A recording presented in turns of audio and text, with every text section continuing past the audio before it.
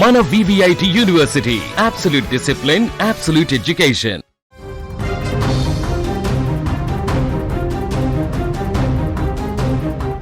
తునిలో కలకలం రేపిన చిన్నారి మిస్సింగ్ కేసులో ఇప్పుడు కీలక మలుపు చోటు చేసుకుంది. 5వ రోజుకు చేరుకున్న గాలింపు చర్యలు మరింత వేగవంతమయ్యాయి. 2 ఏళ్ల పసిబిడ్డ జ్ఞానేశ్వరి అదృశ్యం అవ్వడం ఇప్పుడు అందరినీ కలిచివేస్తుంది. శనివారం జరిగినటువంటి ఘటన ఇప్పుడు రాష్ట్ర వ్యాప్తంగా తీవ్ర చర్చనీయాంశమైంది. పాపతో పాటు ఇంట్లో పెంచుకుంటున్నటువంటి శునకం కూడా కనిపించకుండా పోవడంతో ఈ కేసు మిస్టరీగా మారింది. తోటలో కాపలాదారులుగా పనిచేస్తున్న తల్లిదండ్రులు సుంకర గణేష్, భవానీ తమ బిడ్డ కోసం ఎదురు చూస్తూ పడుతున్న వేదన వర్ణనాతీతం. ఈ సమయంలో నుండి పోలీసులు, అటవీశాఖ సిబ్బంది, స్థానికులు కలిసి సుమారు 500 ఎకరాల విస్తీర్ణంలో గాలింపు చర్యలు చేపట్టారు. ఎక్కడా కూడా పాప ఆనవాళ్ళు కానీ జాడ కానీ తెలియలేదంటూ కూడా అధికారులు చెప్తున్నారు. సతమతమవుతున్నారు ఇప్పుడు ఏం చేయాలో అర్థం కాక. ఇప్పటికే ఈ కేసులో ఊహించని పరిణామం కూడా బుధవారం చోటు చేసుకుంది. మూగజీవిగా భావించినటువంటి ఆ పెంపుడు కుక్క తిరిగి ఇంటికి రావడంతో అందరిలో ఒక్కసారిగా ఆశలు రేకెత్తించింది. అయితే శనివారము పాపతో పాటుగా వెళ్ళిపోయినటువంటి ఈ శునకము మళ్ళీ తిరిగి రావడంతో ఈ శునకం జాడ పట్టుకొని వెళ్తే పాప అడ్రస్ దొరుకుతుంది అనుకున్నారు.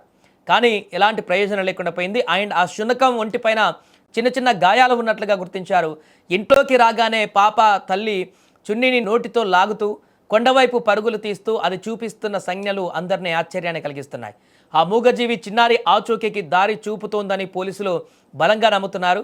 దాని ప్రవర్తనలోని ఆరాటం, వేగం పాపను వెతికేందుకు గాలింపు బృందాలకు దిశానిర్దేశం చేస్తున్నాయి. అటవీ ప్రాంతంలో దట్టమైనటువంటి పొదలు ఉండడంతో గాలింపు కష్టతరంగా మారుతుంది. వర్షాలు, కొండ ప్రాంతాలు కావడంతో డ్రోన్ కెమెరాలను కూడా రంగంలోకి దించారు. అన్ని రకాల సాంకేతిక పరిజ్ఞానాలతో ఇప్పుడు వెతుకుతున్నారు. పాపను ఎవరైనా అపహరించారా అనేటువంటి కోణంలో కూడా ఇప్పుడు దర్యాప్తు చేస్తున్నారు. లేక అక్కడ అడవి పందులు కానీ ఇతర క్రూర మృగాల సంచారం కూడా ఎక్కువ ఉండడంతో ఆ ప్రాంతంలో కొంత భయాందోళన కూడా నెలకొంది. పాప బరువు తక్కువగా ఉండడంతో ఏదైనా జంతువు లాక్కెళ్ళి ఉంటుందా అనే అనుమానాలు కూడా వ్యక్తమవుతున్నాయి. ఎందుకంటే 5 రోజులు అవుతుంది, కూడా తన కనీసము అడ్రస్ కానీ ఎలాంటి కూడా దొరకట్లేదు. వందలాది మంది పోలీసులు, రెస్క్యూ అహర్నిశలు కూడా శ్రమిస్తున్నాయి.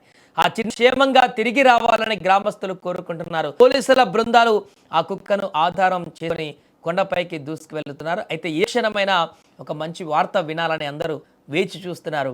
గాలింపులో పాల్గొంటున్నటువంటి వందలాది మంది అధికారులు స్థానిక పరిస్థితులను నిశితంగా గమనిస్తారు. ఆ కుక్క ఇచ్చేటువంటి సంకేతాలే ఇప్పుడు మారాయి. ఆ చిన్నారి కోసం జరుగుతున్న ఈ పోరు నిరంతరం కొనసాగుతుంది. త్వరలోనే పాప దొరుకుతుందని అధికారులు ధీమా వ్యక్తం చేస్తున్నారు. ఇక తల్లిదండ్రుల రోదనలు చూస్తుంటే గుండె తరుక్కుపోతుంది. ఎంతో అమాయకమైన ఆ పాప సురక్షితంగా బయటపడాలని అందరి ప్రార్థనలు ఆ దేవుడి వైపు పయనిస్తున్నాయి. తుని ఘటనలో అసలు ఏం జరుగుతుందో తెలియక స్థానికులు కూడా అక్కడ తీవ్ర ఆందోళనకు గురవుతున్నారు. పోలీసులతో పాటు అక్కడ ఉన్నటువంటి స్థానికులందరూ కూడా, గ్రామస్తులందరూ కూడా ఇతర ప్రాంతాల నుంచి వచ్చి కూడా ఒక తోటలో వెతికేటువంటి ప్రయత్నాన్ని కొనసాగిస్తున్నారు.